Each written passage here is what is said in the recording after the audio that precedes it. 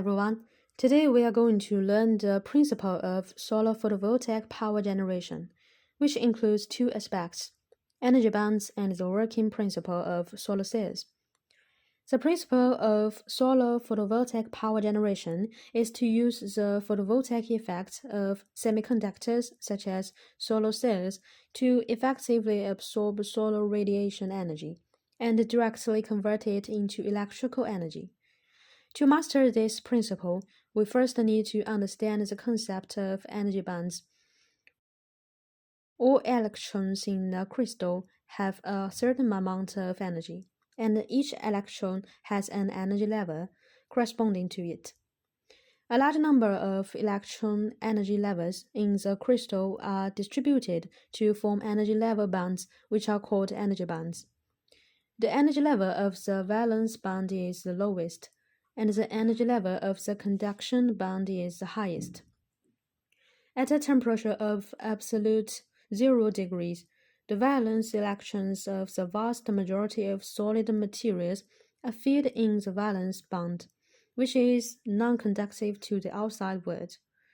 As the temperature increases and the effect of light radiation, these bound valence electrons receive external energy and can transition to higher energy levels.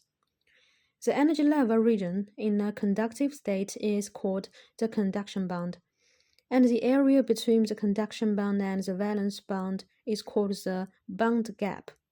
The band gap width refers to the width of an energy band, measured in eV electron volts. To conduct electricity, free electrons must exist, and the energy band in which free electrons exist is called the conduction band.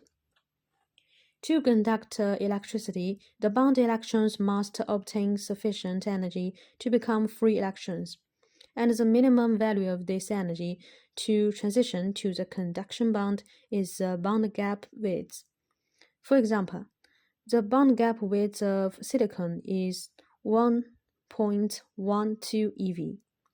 Generally speaking, the band gap is very narrow for metals and vice versa for insulators.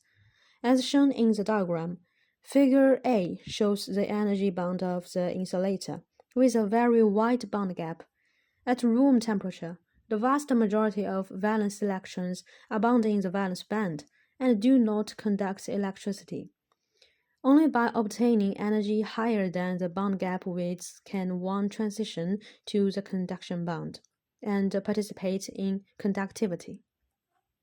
Figure C shows the energy band of conductor, which not has a band gap.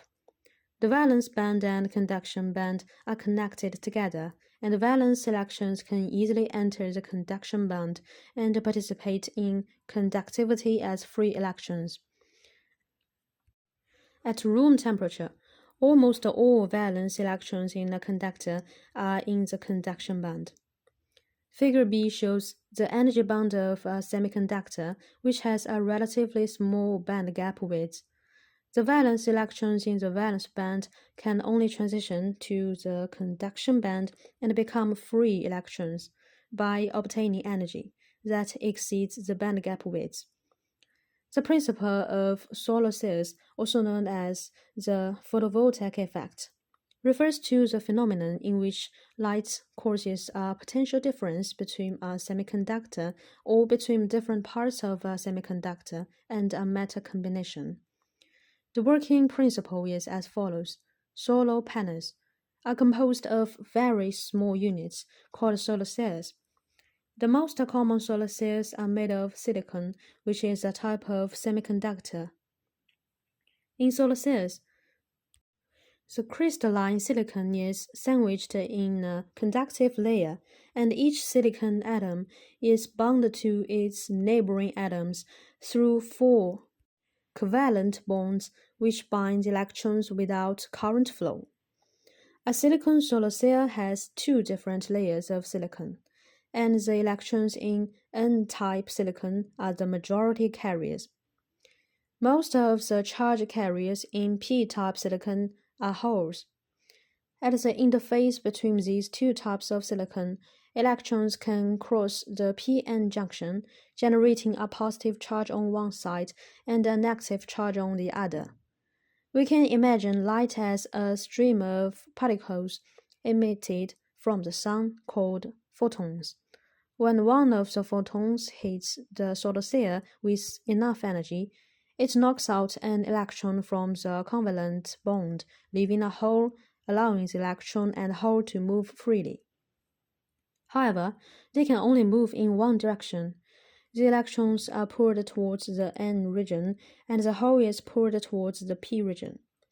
These movable electrons are collected by small metal probes on the front of the cell for external power supply, such as lighting a bulb. Series connection of silicon solar cells into modules can obtain higher energy. 12 photovoltaic cells are enough to charge mobile phones, but not enough to power the entire house. So more modules are needed, and the electrons are the only movable part of solar cells, and they all return to their source without any loss during the process. So the solar cells can last for decades.